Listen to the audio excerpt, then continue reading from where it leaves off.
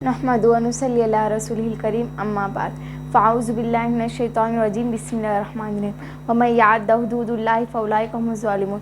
मोहतरम सदर जलसा, हाज़रीन कराम और अज़ीज़ साथियों, आज मैं आप हज़रात के सामने जहेज़ के उन्वान पर कुछ लबकुशाई की जसारत कर रही हूँ। अल्लाह से दुआ कीजिए कि मुझे सही कहना और हम सबको इस पर अमल करने की तौफीक नसीब फरमाए। मोहतरम हज़रात, मैंने जो हदीस शरीफ पढ़ी है इसका तर्जुमा ये है कि जो शख्स किसी औरत से इसलिए शादी करेगा कि उसे इज़्ज़त व मर्तबा हासिल हो जाए तो अल्लाह ताला इसको ज़िल्लत और रुसवाई के सिवा कुछ नहीं देंगे, और जो शख्स किसी औरत से इसलिए शादी करेगा कि उसे बहुत सारा माल और दौलत हासिल हो जाए तो अल्लाह ताला इसको फ़िक्र फ़ाका तंगदस्ती के सिवा कुछ नहीं देंगे, और जो शख्स किसी औरत से इसलिए शादी करेगा कि उसे इज़्ज़त और मर्तबा हासिल हो जाए तो अल्लाह ताला इसको और जलील करेंगे और इसकी ज़िल्लत और रुसवाई में इजाफा के सिवा कुछ नहीं होगा। और जो शख्स किसी औरत से इसलिए शादी करेगा कि उसकी नज़र ना बहके, वो हमेशा पाक दामन में रहे, उसे रहमत इलाही हासिल हो जाए तो अल्लाह ताला इसको हर एतबार से खैर व बरकत अता फरमाएंगे। हाज़रीन इकराम, इस हदीस से वाज़ेह हो गया है कि जहेज़ के लालच में निकाह करना आदमी को फ़िक्र फ़ाका तंगदस्ती के हवाला कर देती है।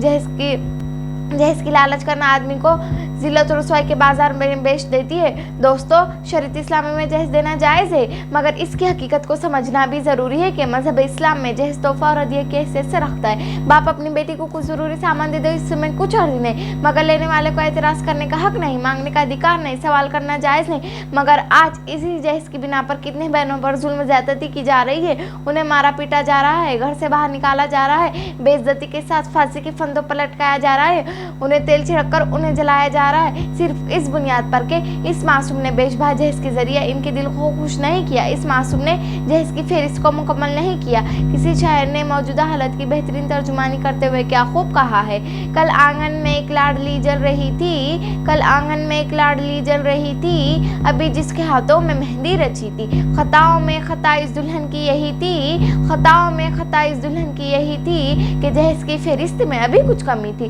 दर्दमंदानी मिलत जहेज़ के नाम पर जुल्म करने वाले इन मुजरिमों को यह एहसास दिला देना चाहिए कि तुम भेड़िए हो, इंसानी शक्ल में खूंखार वहशी दरिंदे हो, अल्लाह की मखलूक के दुश्मन हो कि एक औरत जी जान को बेजान समझकर जब चाह रख लिया, जब चाह छोड़ दिया, जब चाह मार दिया, जब चाह फांसी के फंदों पर लटका दिया और जब चाह बेइज्जत करा दिया।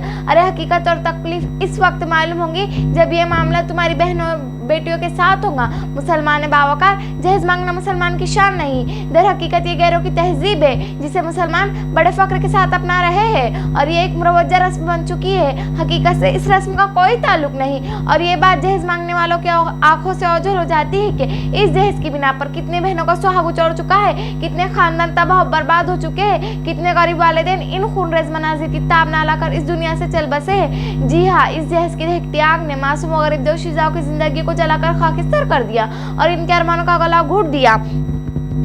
जहेज़ का मसला मुस्लिम माशरे का नासूर है, एक जख्म जो रिश्ते रिश्ते लाइलाज नासूर बनता जा रहा है। इसी जहेज़ की बिना पर गरीब वालिदैन कर्ज के बोझ में दबे जा रहे हैं, इसी जहेज़ की बिना पर अमवात व फसादात में इजाफा हो रहा है, इसी जहेज़ की बिना पर गरीब बच्चों की ज़िंदगी अजीरन बन गई, इसी जहेज़ की बिना पर मासूम और गरीब दोशीज़ाओं के हाथ मेहंदी के रचाए जाने से महरूम है, इसी जहेज़ की बिना पर मफलूकुल हाल लोगों का हाथ पकड़ने को कोई तैयार नहीं, इसी जहेज़ की बिना पर गरीब और नादार लड़कियां कुंवारी रहकर बेवाओं की तरह अपने माँ बाप के घर जिंदगी बसर कर रही है। इसी जहेज़ ने लोगों को खून के आंसू बहाने पर मजबूर कर दिया।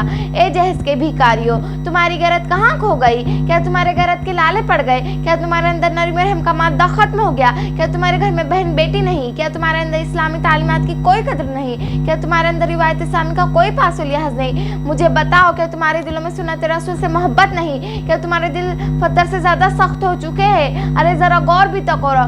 औरत अल्लाह की वो नेमत उज़्मा है जिसका मकाम कुरान ने लिखा है, वकुरना फी बुयूतिकुन्ना वला तबरजन्ना तबरजल जाहिलतिल ऊला, कहा है आज यही औरत दफ्तरों, दुकानों, होटलों और शॉपिंग सेंटरों में गैर महरम मर्दों के सामने दो चार हो रही है। मुझे बताओ, इस बापर्दा खुशबूदार फूल को घर से निकलने पर किसने मजबूर कर दिया?